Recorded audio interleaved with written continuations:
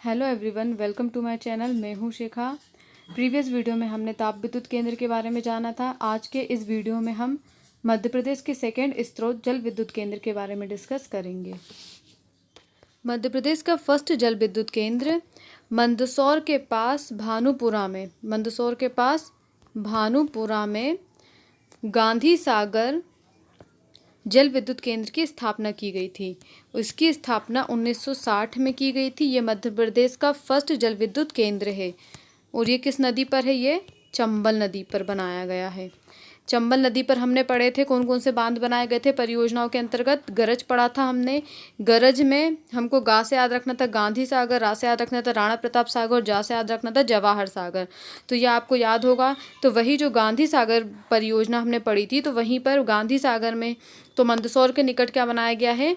गांधी सागर जल विद्युत केंद्र की स्थापना की गई है। और ये मध्य प्रदेश का जो है फर्स्ट जल विद्युत केंद्र है। तो आपको ये याद रखना है। इससे इलेक्ट्रिसिटी मध्य प्रदेश और राजस्थान दोनों को ही ये इलेक्ट्रिसिटी प्रोवाइड कराता है। इसकी टोटल क्षमता है 115 मेगावाट। गांधी सागर बांध की टोटल क्षमता कितनी है? 115 मेगावाट। फिर नेक्स्ट हम देखेंगे बरगी। तो बरगी हमको देख सकते हैं, हमें ये जबलपुर में मिलेगी बरगी परियोजना।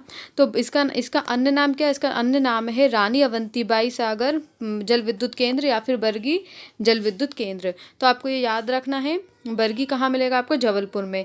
ये जबलपुर में नर्मदा नदी पर बना था 1960 में। ये कब बना था? 1960 में बना था। और इसकी क्षमता है 90 मेगावाट। इसकी टोटल क्षमता कितनी है? 90 मेगावाट बिजली का ये उत्पादन करता है। थर्ड नंबर पे हम देख सकते हैं बाणसागर जल विद्युत केंद्र। तो बाणसागर जल विद्युत केंद्र आपको सीधी में मिलेगा। और इसकी स्थापना हुई थी 1994 में। इसकी 1994 में इसकी स्थापना की गई थी। ये क्या है? ये मध्य प्रदेश, यूपी और बिहार, इन तीनों की ये संयुक्त परियोजना है। कौन सी? बाणसागर परियोजना। बाणसागर परियोजना मध्य प्रदेश, यूपी, बिहार की संयुक्त परियोजना है। मतलब ये तीनों ही राज्य इससे क्या होते हैं? लाभान्वित होते हैं। फिर हम देखेंगे इसकी क्षमता कितनी है? इसकी क्षमता है 110 मेगावाट। इसकी टोटल क्षमता है, जिसे अब बढ़ाकर इसे 110 मेगावाट से बढ़ाकर 425 मेगावाट किया जा रहा है। मतलब इसकी पहले क्षमता जो थी वो 110 मेगावाट थी, जिसे अब 425 मेगावाट बढ़ाकर जिससे अब कितनी बढ़ाई गई है? 425 मेगावाट किया जा रहा है। ठीक है। फिर हम देखेंगे इसके अंतर्गत 4 बांधों का निर्माण किया गया। इसके अंतर्गत 4 बांध का निर्माण किया गया है। तो हम ये देखेंगे। फर्स्ट नंबर पे हम देख सकते हैं बाणसागर। तो बाणसागर टोंस, सिरमौर, रीवा में। तो आप ये रीवा देख सकते हो। यहाँ पे ये है रीवा। तो यहाँ पे बना है बाणसागर टोंस। क्या है ये? बाणसागर टोंस। ये बना है कहाँ पे? रीवा के निकट सिरमौर में। रीवा के निकट सिरमौर में ये बना है। इसकी क्षमता है 315 मेगावाट। इसकी क्षमता कितनी है? 315 मेगावाट। बाणसागर में जो चारों बाणसागर केंद्र जो बने हैं, इनमें सबसे ज़्यादा क्षमता इसकी है। फर्स्ट जो बना है बाणसागर टोंस, जो रीवा पे बना है सिरमौर में। तो इसकी क्षमता कितनी है? 315 मेगावाट। फिर नेक्स्ट हम देखेंगे, सेकेंड नंबर पे हम देखेंगे बाणसागर द्वितीय। तो बाणसागर द्वितीय जो है ये एक कैनाल नहर है। ये क्या है? एक कैनाल नहर। और इसकी स्थापना रीवा के निकट सिलपरा में की गई है। इसकी स्थापना, ये रीवा है और रीवा के निकट ही कोई सा स्थान है सिलपरा, वहाँ पर इसकी स्थापना की गई है। और इससे 30 मेगावाट बिजली का उत्पादन किया जाता है। 30 मेगावाट बिजली का उत्पादन करता है ये। फिर थर्ड नंबर पर हम देखेंगे यहाँ पे बाणसागर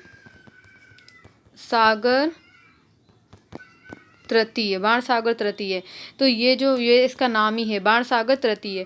ये बना है शहडोल के निकट। शहडोल आप देख सकते हो, ये है शहडोल। ये बना है शहडोल के निकट देवलोन नामक स्थान पर। कहाँ बना है? देवलोन नामक स्थान पर बना है ये।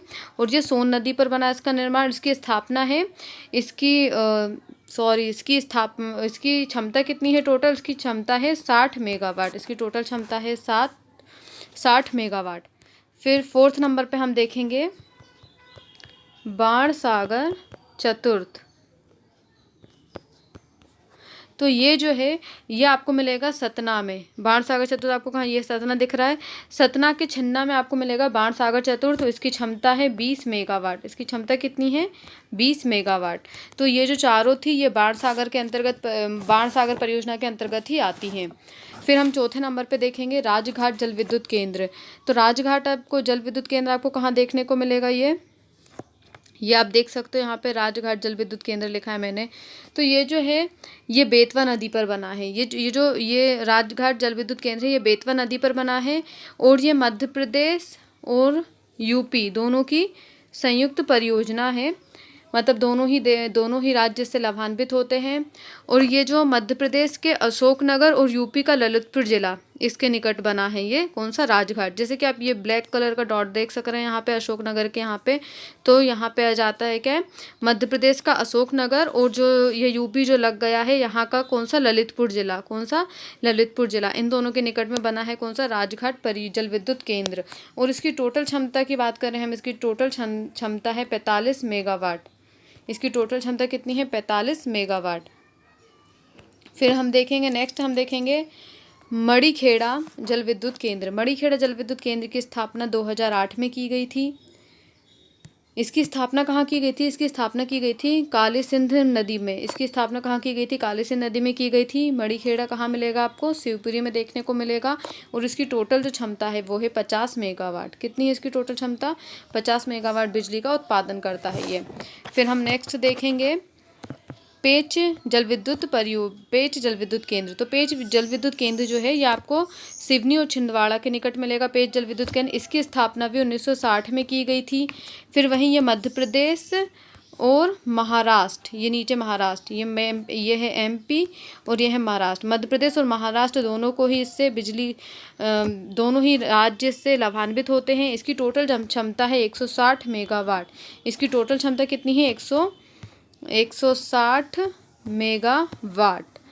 मेगावाट, जिसमें से मध्य प्रदेश को और महाराष्ट्र को, जिसमें से मध्य प्रदेश को 107 मेगावाट बिजली मिलती है। और वहीं जो बाकी की बची 53 मेगावाट है वो किसके हिस्से में जाती है, महाराष्ट्र के हिस्से में जाती है। 53 मेगावाट किसके हिस्से में जाती है, महाराष्ट्र के हिस्से में।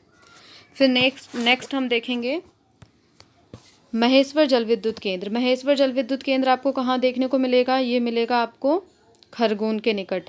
महेश्वर जल विद्युत केंद्र खरगोन के निकट देखने को मिलेगा। यह है खरगोन, यहाँ पे बना है महेश्वर जल विद्युत केंद्र। इसकी स्थापना 1994 में की गई थी इसकी स्थापना। और इसकी जो टोटल क्षमता है, इसकी टोटल क्षमता है 400 मेगावाट। इसकी टोटल क्षमता कितनी है, महेश्वर जल विद्युत परियोजना की टोटल क्षमता है 400 मेगावाट। वहीं ये जो परियोजना है, महेश्वर जो परियोजना है, ये सरदार सरोवर परियोजना की उप परियोजना है। ये सरदार सरोवर परियोजना की कैसी है, उप परियोजना। फिर नेक्स्ट हम देखेंगे ओमकारेश्वर जल विद्युत केंद्र। आप यहाँ पे देख सकते हो ये ओमकारेश्वर जल विद्युत केंद्र बना है। ये नर्मदा नदी पर बना है। कहाँ बना है, ये खंडवा के निकट नर्मदा नदी पर बना है ओमकारेश्वर जल विद्युत केंद्र। इसकी क्षमता है 520 मेगावाट। 520 मेगावाट इसकी टोटल क्षमता है। इसकी स्थापना 2007 में की गई थी। इसकी स्थापना 2007 में की गई थी। नेक्स्ट हम देखेंगे इंदिरा सागर जल विद्युत केंद्र। इंदिरा सागर जल विद्युत केंद्र भी आपको कहाँ दिख जाएगा, ये आपको पुनासा में मिलेगा। पुनासा में, खंडवा के पास। तो ये खंडवा है और खंडवा में एक पुनासा नामक स्थान है। खंडवा में पुनासा नामक स्थान है, यहीं पर आपको कौन सी, इंदिरा सागर जल विद्युत परियोजना केंद्र मिलेगा। ठीक है, इसको अपन क्या बोल सकते हैं, इसका दूसरा नाम है पुनासा जल विद्युत केंद्र। इसका दूसरा नाम क्या है, पुनासा जल विद्युत केंद्र। तो याद रखना, इंदिरा गांधी जल विद्युत केंद्र का अन्य नाम है पुनासा जल विद्युत केंद्र। और इसकी स्थापना भी कब हुई थी, इसकी स्थापना हुई थी 2007 में इसकी स्थापना हुई थी। तो आपको याद रखना है ओमकारेश्वर और इंदिरा सागर जल विद्युत केंद्र की स्थापना कब हुई थी, 2007 में। पुनासा खंडवा में बना है। और जो इसकी क्षमता है किसकी, इंदिरा सागर जल विद्युत केंद्र की क्षमता है 1000 मेगावाट। 1000 मेगावाट इसकी टोटल क्षमता है। 1000 मेगावाट इसकी टोटल क्षमता है। फिर हम देखेंगे, नेक्स्ट हम देखते हैं राणा प्रताप सागर। तो राणा प्रताप सागर ये आपको यहाँ मिल जाएगी।